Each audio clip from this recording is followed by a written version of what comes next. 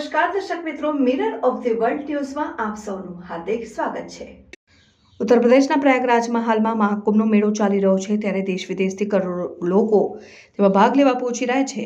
વડોદરા શહેરમાંથી ગત મોડી રાત્રે મહાકુંભનો મેળામાં જવા બે બસ ઉપાડી, જેમાં 90 વર્ષના દાદી પણ મહાકુંભનો મેળામાં સ્નાન કરવા ગયા। મહાકુંભમાં દરરોજ લાખોની સંખ્યામાં શ્રદ્ધાળુઓ પહોંચી રહ્યા છે। લોકો ફ્લાઇટ, ટ્રેન અને બસ દ્વારા મહાકુંભમાં જઈ રહ્યા છે। ગુજરાતીઓ મોટા સમાચાર સામે આવ્યા છે। વાસ્તવમાં ગુજરાતના શ્રદ્ધાળુઓની પ્રયાગરાજ મહાકુંભમાં આસ્થાની પવિત્ર ડૂબકી માટે ઉમટી પડ્યા છે। ત્યારે વડોદરા શહેરમાંથી ગત મોડી રાત્રે પ્રવીણભાઈ પલાભાઈ દ્વારા વડોદરા શહેરમાંથી 15થી વધુ બસો મહાકુંભમાં જવા માટે ઉપડી હતી। ત્યારે વડોદરા શહેરના મકરપુરા વિસ્તારમાંથી ગત મોડી રાત્રે બે બસો ઉપાડવામાં આવી હતી, અને જેમાં 90 વર્ષના દાદી પણ મહાકુંભમાં સ્નાન કરવા માટે રવાના થયા હતા, અને સાથે બસ ઉપાડવા પહેલા શ્રીફળ વધેરવામાં આવ્યો હતો, અને સાથે બસની પૂજા કરવામાં આવી હતી, અને એની સાથે મહાકુંભમાં જનારા શ્રદ્ધાળુઓ દ્વારા હર હર મહાદેવનો જય ઘોષ કરવામાં આવ્યો। વધુમાં પ્રવીણભાઈ પલાભાઈએ જણાવ્યું કે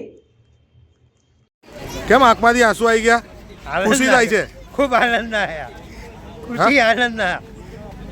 ખુશી આનંદ ખૂબ થઈ। પ્રયાગ જવાની ખુશી છે? હા, ખૂબ ખુશી થઈ। નવી ગાડીઓ હું વ્યાજબી ભાવે ઉપાડું, રણછોડરાય મહારાજ મને ખૂબ શક્તિ આપે એટલે આંખમાંથી આંસુ આવી ગયા। જય રણછોડરાય। મારું નામ વિષ્ણુભાઈ જયંતિલાલ સેવક છે। ડાકોર રણછોડી મંદિરનો મેન પૂજારી છું। આ મારા બ્રધર છે યોગેશભાઈ, મારા નાના ભાઈ છે।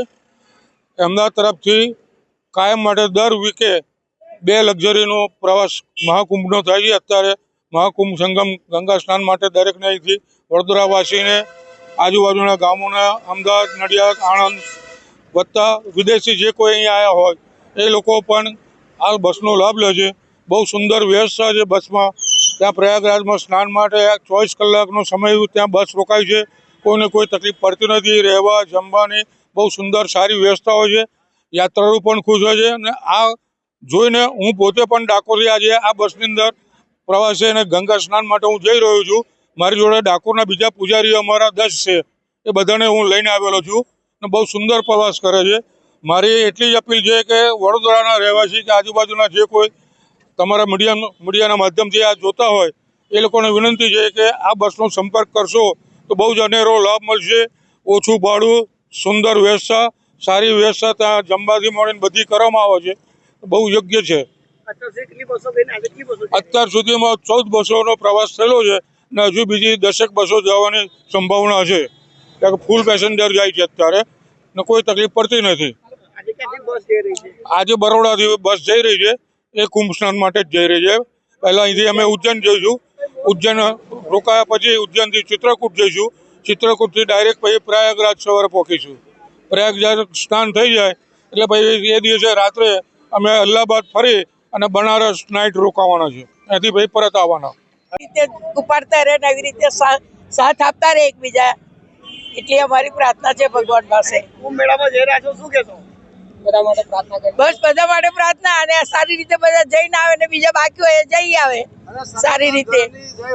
જય હો।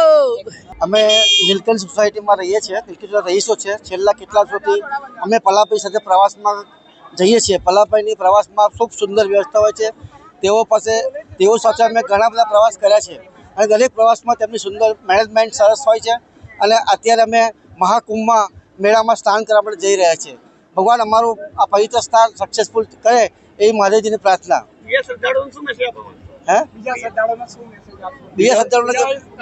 મેસેજ કે પલાભાઈએ આવી 14 થી 15 બસો ઉપાડી છે, અને તેઓ એમની વ્યવસ્થા બહુ સુંદર છે, અને તેઓ પણ આ મહાકુંભનો લાભ લે એવી અમારી વિનંતી છે।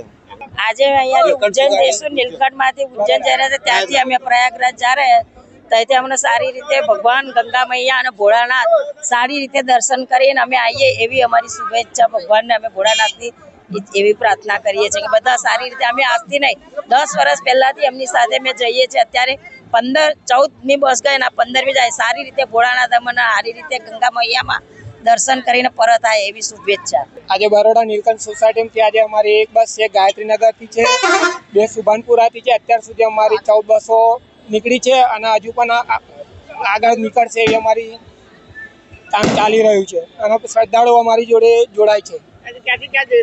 અમે આજે બરોડાથી મહાકુંભમાં જોડાયા છે। મહાકુંભ અયોધ્યાના બનારસના દર્શન કરાવીશું।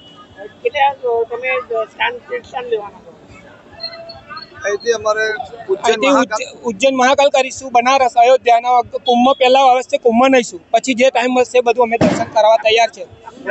પ્રવીણભાઈ, વડોદરામાં મારી બસ અત્યારે 14 ગઈ છે અને હજુ બીજી જશે. મારે બસ નથી મળતી તો મેં આજે બોમ્બેથી અમારા શ્રદ્ધાળુઓના દર્શન માટે બોમ્બેથી બસ બોલાવી પડી મારે.